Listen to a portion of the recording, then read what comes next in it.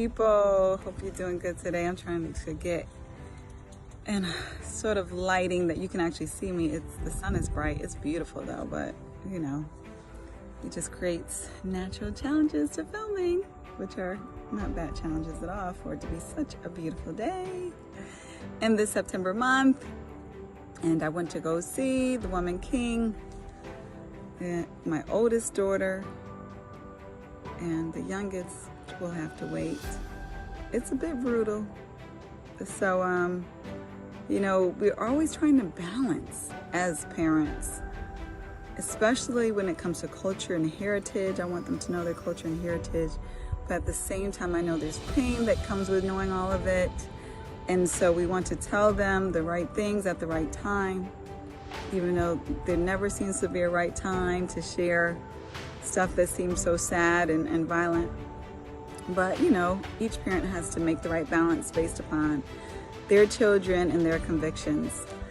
But nonetheless, I wanted to talk about this beautiful film, The Woman King. So of course I had to see it. I'm an enormous, to say the least, Viola Davis fan, not just as her acting, but as the person who I see her as to be from afar. So definitely had to go see the movie for myself, and I thought it was beautifully done. I was absolutely enamored with so many aspects of it. You know, first of all, we're talking about this display of just beautiful strength of African people, which I thought was absolutely phenomenal. And it just showed the strength of that warrior spirit, which can be beautiful. Obviously, we want the warrior spirit manifested in the right time and the right way, but it's a beautiful thing. And I love seeing the strength, and you know, I felt definitely self-affirming in it, which I know for some people is bittersweet watching it, but I felt self-affirming. Like I did Ancestry.com several years ago, and initially I was 22% Benin and Togo.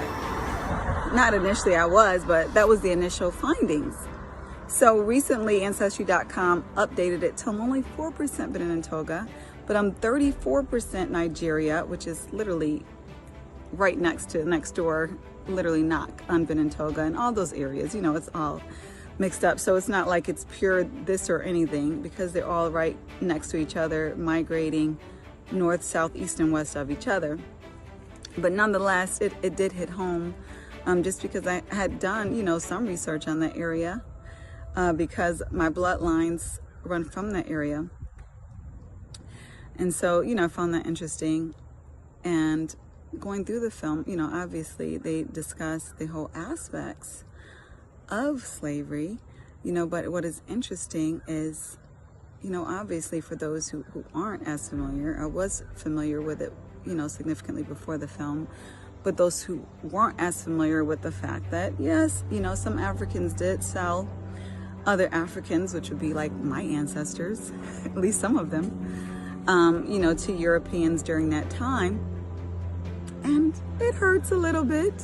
You know, I've gotten over it because this is the facts. None of us are perfect. None of us are without sin. None of these bloodlines are without sin, no matter what we want to believe and how we want to ostracize the other, condemn the other. The fact is that we all have sin, and we all have some ugly parts of our history. That doesn't excuse any behavior one from the other, but that's just the fact of it. So we can't over glamorize any people, because you're going to find, you know, blemishes no matter what racial history that you look at. But I would be lying if I told you that it didn't sting a little bit, you know, to see that reminder in film.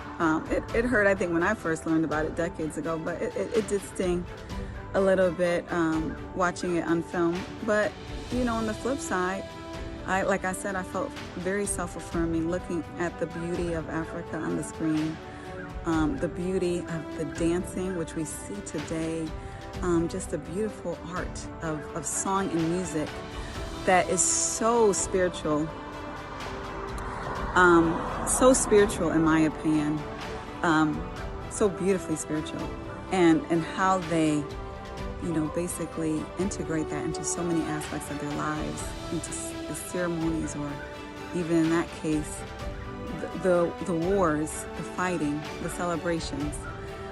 So I just love that so much, and found the beauty to be so affirming in their art and in their strength, the resilience. And I think of the resilience of not only Africans, but the resilience of African Americans. Like, you have to think about it. And I know this is nothing new to most people, but what they endured on that migration from Africa, on those boats packed as sardines and filthy treatment and deprivation to the US or Brazil or Dominican Republic or wherever they landed, and then as slaves, what they endured to breed people who have, sound mind in most cases, that's nothing short of a miracle.